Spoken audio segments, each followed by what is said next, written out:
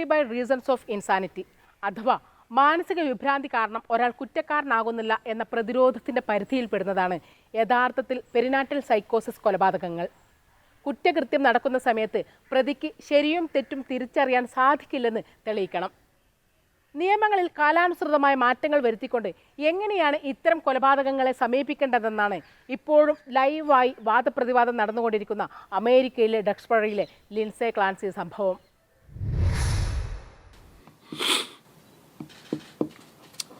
In these seemingly impossible moments, our support for them is absolutely critical. Tonight, the district attorney says he now has an arrest warrant for Lindsay Clancy, the Duxbury mother accused of murdering 2 of her children and hurting her baby before trying to take her own life. I-Team sources say Clancy was struggling with postpartum psychosis. Now, right now, she's hospitalized and in police custody.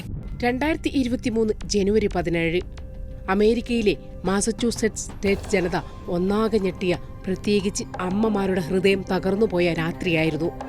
Massachusetts general ഹോസ്പിറ്റലിലെ നേഴ്സായിരുന്ന ലിൻസെ Clancy എന്ന 32-കാരി ഡക്സ്ബറിയിലെ വീട്ടിൽ വെച്ച് തൻ്റെ 3 കുട്ടികളെ ദാരുണമായി കൊലപ്പെടുത്തി.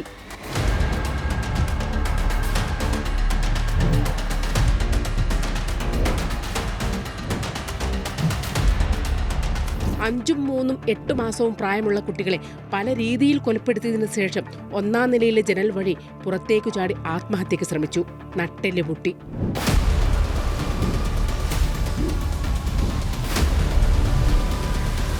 പക്ഷാഘാതം ബാധിച്ച ലിൻസെ ക്ലാൻസിയെ ആശുപത്രി കിടക്കയിൽ വെച്ചു തന്നെ പോലീസ് അറസ്റ്റ് രേഖപ്പെടുത്തി വിചാരണ ആരംഭിച്ചു.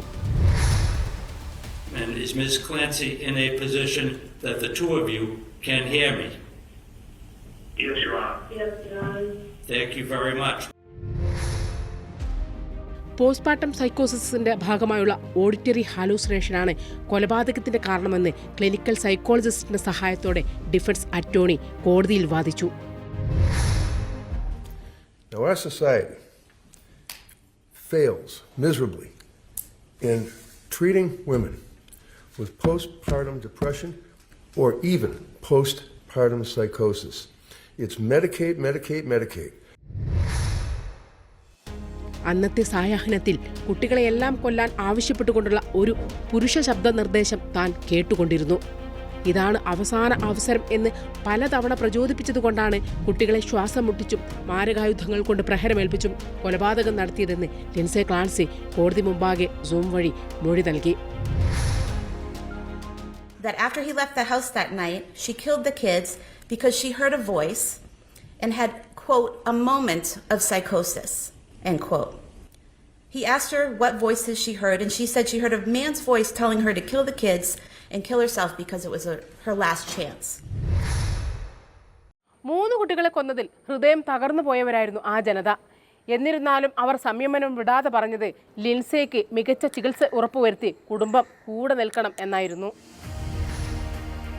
അമേരിക്കയുടെ ചരിത്രത്തിൽ അതിനു മുമ്പ് അത്തരത്തിൽ 5 കുട്ടികളെ കൊന്ന പെരിനാറ്റൽ സൈക്കോസിസ് കൊലപാതക കേസിന്റെ വസ്തുതകൾ നിരത്തിയാണ് ഡിഫൻസ് അറ്റോർണി ഇപ്പോഴും വാദം തുടരുന്നത്. അതേസമയം രാജ്യത്തിന്റെ മറ്റൊരു ഭാഗത്ത് ലിൻസെ ക്ലാൻസി എന്ന അമ്മയ്ക്കു വേണ്ടി പ്രതിരോധ സംഗമങ്ങൾ നടന്നു. 3 കുട്ടികളുടെ മരണത്തിൽ ആ അമ്മ ഉത്തരവാദിയല്ലെന്നും വ്യവസ്ഥിതിയിൽ നിന്നും തക്ക സമയം ചികിത്സ കിട്ടാതെ പോയ ഹതഭാഗ്യയാണെന്നും ശിക്ഷിക്കരുതുമെന്നും ആവശ്യപ്പെട്ടായിരുന്നു സംഗമങ്ങൾ സംഘടിപ്പിച്ചത്. ഒപ്പം ആ അമ്മയ്ക്ക് അത്യാവശ്യമായി വേണ്ടത് ജയിലല്ല, മാനസികാരോഗ്യ പരിരക്ഷയാണെന്ന് അവർ ഒരേ മനസ്സോടെ പറഞ്ഞു. ലിൻസെ ക്ലാൻസിയുടെ ഭർത്താവ് പാട്രിക് ക്ലാൻസിക്കും നിരവധി കത്തുകളെത്തി. ആകാവുന്ന അത്രയും അലിവോടെ ഭാര്യയെ നെഞ്ചോട് ചേർത്ത് പിടിക്കണമെന്നായിരുന്നു എല്ലാ കത്തുകളുടെയും ആവശ്യം. അദ്ദേഹം അത് അക്ഷരം പ്രതി പാലിച്ചു. മാത്രമല്ല, കുഞ്ഞുങ്ങളെ കൊന്നതിൽ രാജ്യത്തിനു വേണ്ടി പൊതുജനങ്ങളോട് മാപ്പ് അപേക്ഷിക്കുകയും ചെയ്തു. 2016 ജനുവരിയിൽ US prevention service task force ഗർഭിണികൾ ഉൾപ്പെടെയുള്ള 64 വയസ്സിന് താഴെയുള്ളവരിൽ ആങ്സൈറ്റി ഡിസോർഡേഴ്സ്, ആത്മഹത്യാ പ്രവണത, ഡിപ്രഷൻ എന്നിവ കുറയ്ക്കാനായി സ്ക്രീനിംഗ് നടപ്പിലാക്കിയിരുന്നു. ലിൻസെ ക്ലാൻസി സംഭവത്തിന് ശേഷം 2023 June 20 US prevention service task force anxiety screening മാനദണ്ഡങ്ങൾ പുതുക്കിയിറക്കി. ഗർഭിണികൾ, പ്രസവിച്ചവർ, മുലയൂട്ടുന്നവർ, വിവാഹമോചിതർ, വിധവകൾ എന്നീ വിഭാഗങ്ങളിലുള്ള സ്ത്രീകളിലെല്ലാം സ്ക്രീനിംഗ് നിർബന്ധമാക്കി. നിലവിലെ മാനസികാരോഗ്യ നില മാത്രമല്ല, പൂർവ്വകാല കുടുംബ മാനസികാരോഗ്യ ചരിത്രം, സംഘർഷമേറിയ കുടുംബജീവിതം, പുകവലി, മദ്യപാനം ഇവയെല്ലാം പരിശോധനയ്ക്ക് വിധേയമാക്കണമെന്ന് സ്ക്രീനിങ്ങിൽ പ്രത്യേകം നിർദ്ദേശിക്കുന്നു.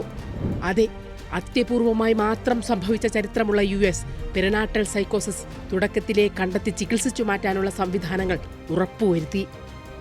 മെഡിക്കൽ പ്രൊഫഷണലുകൾ ഉൾപ്പെടെ ലോകത്തിന്റെ വിവിധ കോണുകളിൽ നിന്നും ഇപ്പോഴും നിവേദനങ്ങൾ പ്ലമൌത്ത് ജില്ലാ കോടതിയിലേക്ക് ഒഴുകിയെത്തുന്നു.